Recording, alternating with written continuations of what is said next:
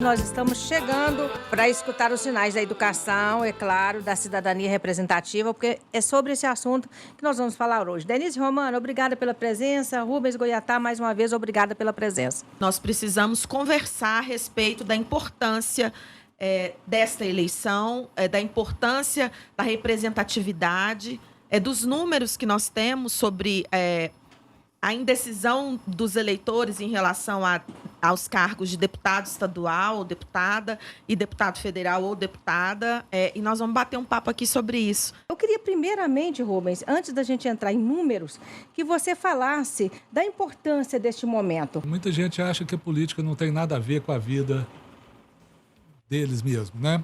Mas o preço das coisas, o preço do aluguel, o preço da comida, se vai ter transporte público, se não vai ter transporte, a qualidade do transporte público, da escola, do posto de saúde, isso tudo tem a ver com a política, isso tudo é definido politicamente.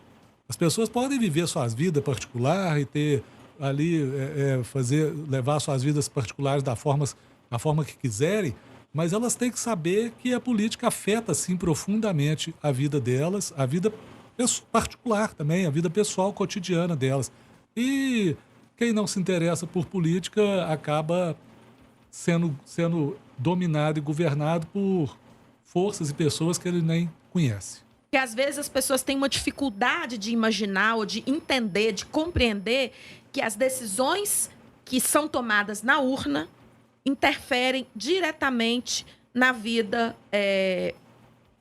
dela, na vida concreta dela. Sim, exatamente. Acho que a gente poderia dar um exemplo bem prático aqui. Nós temos candidaturas, estou dizendo ao governo do estado de Minas Gerais. Nós temos candidaturas que falam claramente qual é a sua proposta colocada e que é uma proposta que é a ausência do Estado na vida das pessoas. Então, isso é importante que as pessoas compreendam o que significa a ausência do Estado na vida das pessoas. Eu estava lendo um comentário no Twitter outro dia, e aí a pessoa que comentou disse o seguinte: se você não enxerga se você acha que não precisa do Estado na sua vida, você tem que ter uma empresa que gere energia na sua casa, você tem que ter alguma empresa que forneça água para você, você tem que ter um transporte que não dependa de transportes públicos, por exemplo, você tem que ter um médico na família que te atenda exclusivamente, porque... Ou dinheiro para pagar o médico. Ou dinheiro para pagar o médico, porque... às vezes as pessoas... não preciso de escola pública, meus filhos não precisam de escola pública, eu não preciso da prefeitura para nada, mas você vai tomar uma vacina do governo, na verdade. Você não precisa da prefeitura para nada. Nós não estamos na eleição para prefeito.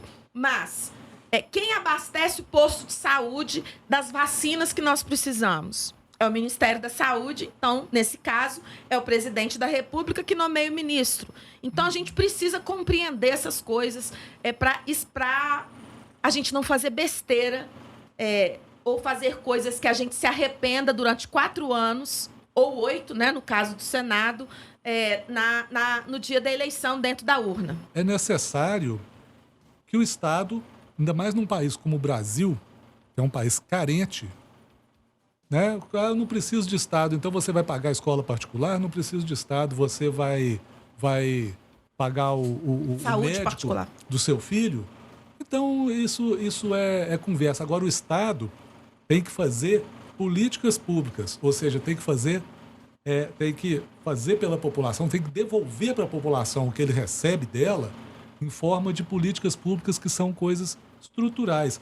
Não é ficar dando cesta básica, a cesta básica resolve ali na hora, cadeira mas acabou. De roda, Acabou a cesta básica, acabou, né? 10 metros de areia, eu já vi isso acontecendo. Saco de cimento, beleza, usou o saco de cimento e aí? Por causa de uma política pública, o cimento vai continuar caro. E quando você usou o saco de cimento, o cimento está caro porque tem uma política pública que privilegia, por exemplo, não estou falando que isso aconteça na prática, é um exemplo, porque tem uma política pública que privilegia as fábricas de cimento, então o cimento vai continuar caro. Você usou aquele saco de cimento ali e depois você vai ter que se virar para conseguir o próximo. Isso favorece a quem? Favorece aos donos do poder, favorece aos donos do dinheiro. No caso, por exemplo, eu estou falando aqui, vamos continuar pegando a vida concreta, vida concreta. Vida concreta, então vamos falar de cimento, que é bem concreto. Sim, isso mesmo.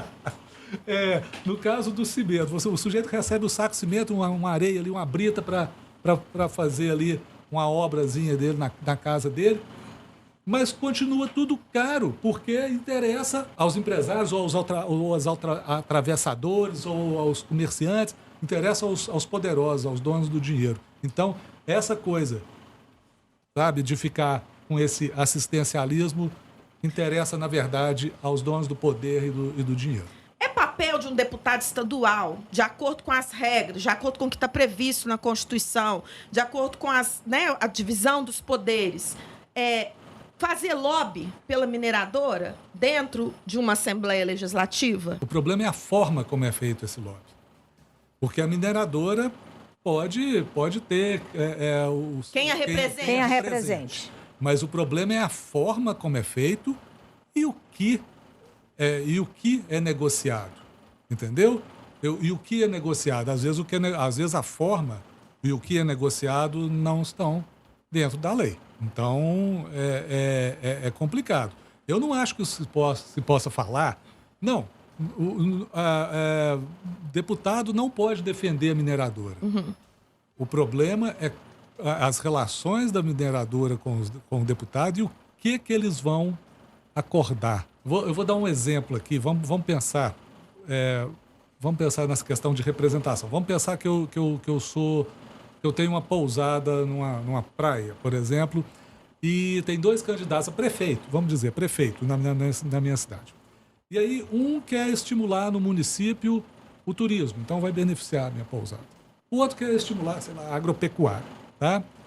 E eu posso, enquanto dono de pousada, apoiar esse cara que quer estimular o turismo, mas se eu apoio com bastante dinheiro, por exemplo, às vezes eu desequilibro. E outra coisa, se a minha pousada explora prostituição infantil, aí é uma coisa ilegal. Você tá entendendo? Então você não é a questão. As empresas podem ter os seus representantes. O problema é a forma como isso é feito e o que se consegue com essa representação. Né? Eu tenho um exemplo prático.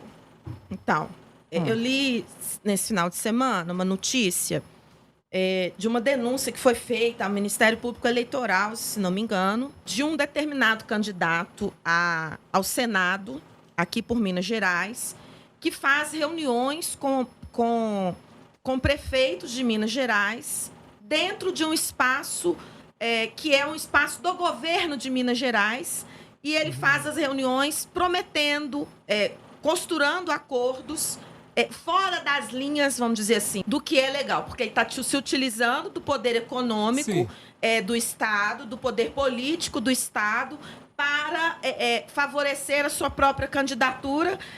Então, isso não é correto. Isso é criminoso, na verdade. Com certeza. Pois é. Isso é criminoso. O que você diria assim, é fundamental. Faça isso que você vai encontrar, saídas importantes, né? Vai esclarecer e vai poder definir o seu voto conscientemente. Olha, essa coisa das fake news, isso é uma ameaça muito grande para a democracia, não só aqui no Brasil, como no mundo todo. Esse uso...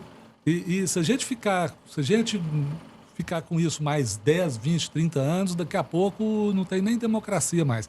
Porque é um sistema que captura as pessoas e joga as pessoas numa realidade paralela, que você não consegue nem, às vezes, conversar com essas pessoas. Entendeu? Você não consegue argumentar. Todo mundo fala, os conselhos, né, para se livrar das fake news procurar tomar cuidado, não passar logo o que vai recebendo, olhar se o título é muito sensacionalista, se tem fontes, talvez checar. Agora, eu acho que precisava uma atuação do Estado. Agora, isso é difícil, porque a indústria das fake news chama indústria porque é um big business, é um grande negócio internacional, sabe? é uma rede internacional. Às vezes eles usam robôs, às vezes eles usam pessoas, por exemplo, para dar engajamento, colocam uma fake news ali e os robôs começam a disseminar aquilo, e às vezes contratam pessoas em outros países. A pessoa, às vezes, o cara está lá na Tailândia, na Índia, contratada para dar um like lá. Você entra nessas redes sociais, você compra os likes. Quantos likes você quer? Eu quero fazer. Like é curtidas, like né? É curtida, né? Aquele joinha assim. Você compra isso, você paga por isso. Isso tudo é uma estrutura que acaba, que mistura interesses políticos, interesses econômicos muito sérios, e eu acho que tem que ter tem que haver como é que eu vou dizer, uma ação coordenada nacional e internacional no sentido de coibir isso, porque isso vem sendo usado principalmente pela extrema-direita.